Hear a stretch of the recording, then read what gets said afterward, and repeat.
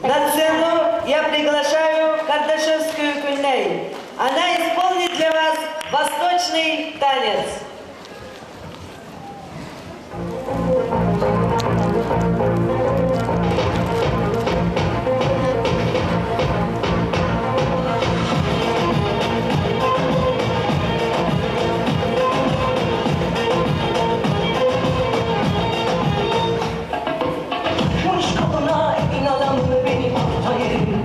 Atıyor, ağzımın sakızı şişirip şişirip arsız arsız patlatıyor.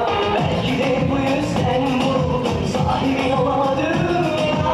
Sarma erkekçiyle seni şımarıp değişti bu dünya. Çekmiş kaşıma gözüne sürme dudaklar kıpkırmızı kırıtıyor. Bir de karşıma geçmiş şu anlasıyor, babayla sırıtıyor. Biz böyle mi gördük babamızda, ne de güne rezil olduk.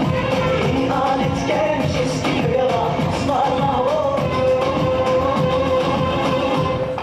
Seni gidin kralları dilinden çıkaran kaderim püsküllere yakalarsam.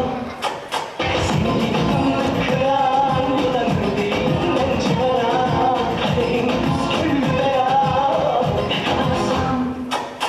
Ocağına düştüm yavrum, ocağına düştüm yavrum, sıcağına düştüm yavrum, ey aman.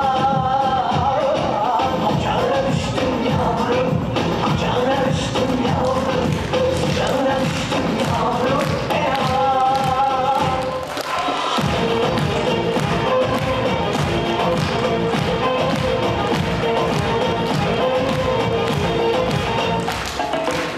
Bakmış ona elin adamını beni orta elinden çatlatıyor.